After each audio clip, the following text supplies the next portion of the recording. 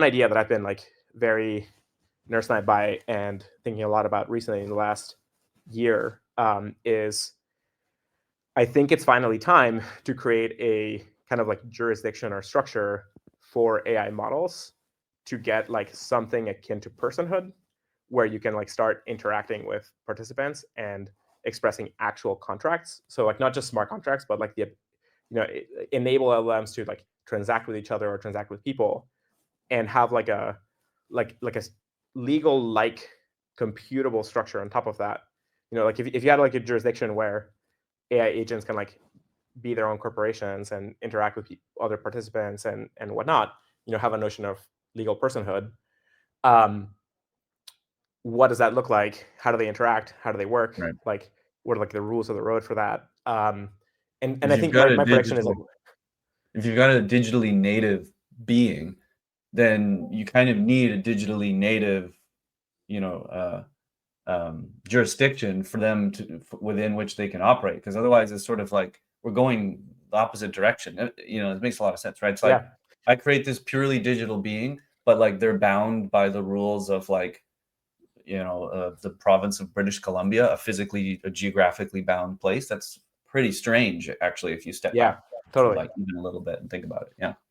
Totally. And so I think like these kinds of spaces and environments will emerge, I think this year, could take to next year. I just don't see I don't see us waiting until 2027 to like deliver this sort of stuff. And so I think like we will likely see the first networks of AI systems where AI systems are starting to interact and transact with each other and with people, like probably this year, maybe next year, That's which I think will that's be really cool. Like pretty, yeah.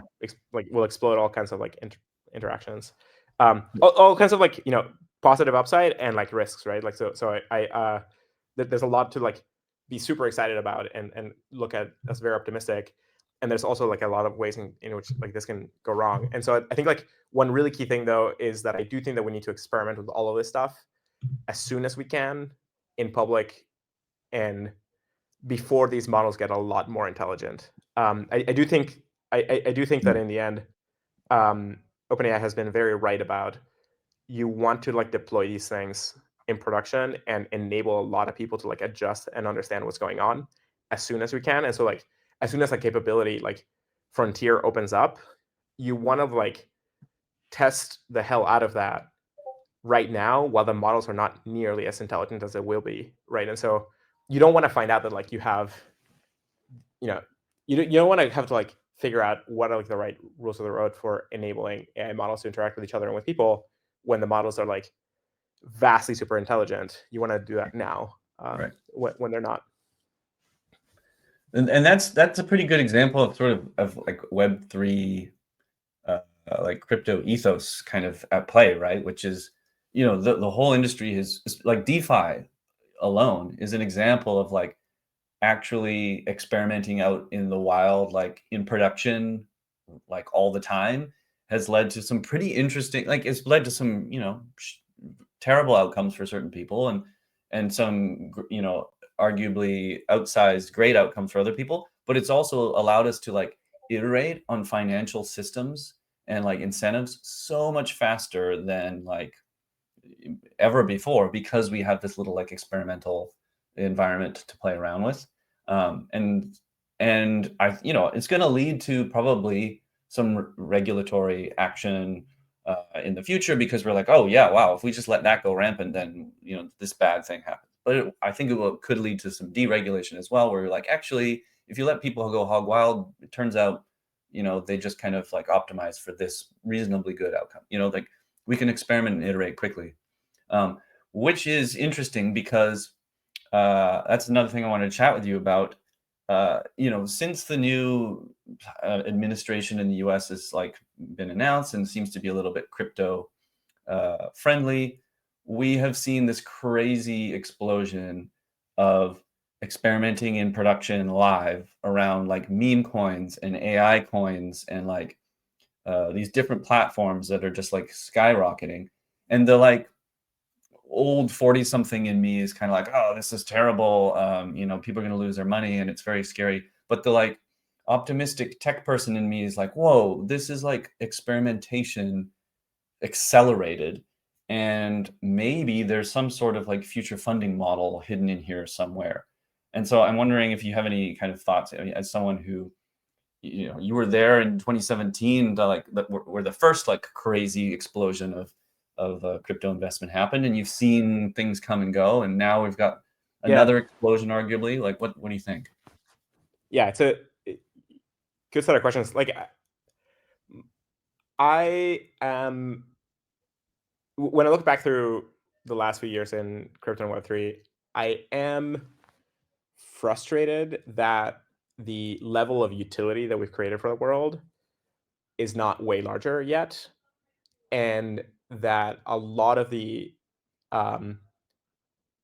look, I think meme coins are like can be really fun and like exciting and can bring communities together. Um, and part of it is some of them are like very entertainment oriented. Some of them are actually trying to bring together our community to do something, which is pretty cool. And so like I have like nothing against meme coins, but I do think in terms of distribution, I do think it's a bit off if like the biggest thing that's happening in the industry and that a lot of people are talking about it is meme coins, or it's kind of like the broader casino investing culture. I think like that has more to say about like, hey, when you have a super liquid financial environment, and when building things is really hard, because it still is pretty hard in crypto, then this is kind of like what you're going to get. So I think it just has more about like the things just being still pretty hard to do. So that means that a lot of us have a lot of work cut out for ourselves. But I do think that like there's super interesting things going on. So like I think, for example, like the AI 16Z stuff that's happening, I find like pretty cool and pretty interesting. Like that is super fascinating in terms of like the opening up the possibility space. It does feel like a bit like another kind of like boom in being able to like coordinate a lot of people to like fund specific things and grow them and whatnot. I haven't yet seen it channeled for super valuable stuff yet. But I mean, like the 2017 was like the big wave of ICOs, but there were a lot of ICOs for many years before that, right? Like Ethereum was in 2014. Even Ethereum wasn't the first one. There were like several others before that. There was like Mastercoin and other things. I don't know if Mastercoin did an ICO, but like there were like a number of things like that in 2013, 2012. So it took quite a while for those things to like get productionized, and you really needed a platform like Ethereum to exist to then be able to like do them at scale.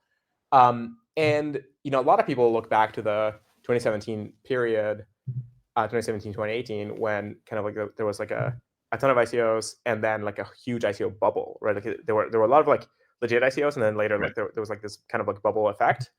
And if you actually go back and do the math, because I've kind of like done this, which is kind of like surprising to me, the industry has returned many times over. Like so the industry kind of like all the ICOs that were like kind of like tracked raised on the order of like $29 billion worth of capital in like a year and a half, which is staggering, or like enormous. This is kind of like this is larger than like many years of venture capital in some cases, and so it just shows the potential of this kind of technology, of capital formation technology. But the surprising thing is that the industry returned that many times over.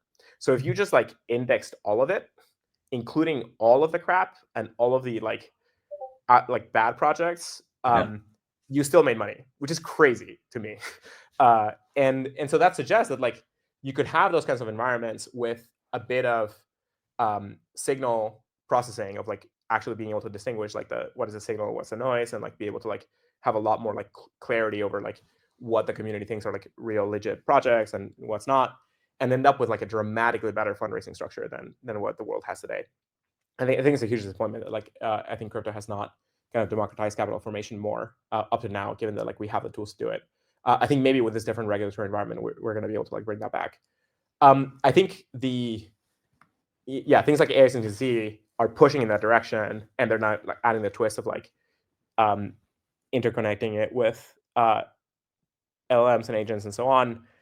I do think that as soon as we have some structure for LLMs, for AI agents, so the thing that people call AI agents today, I think is different from like what I think of as AI agents. Like people tend to think of like work processing workflows as agents, where like you know, describe an AI agent as a thing, like a little kind of a way of connecting an LLM tuned for a specific type of job or task, and then kind of creating like these like workflows or like networks of Right. these task processor components.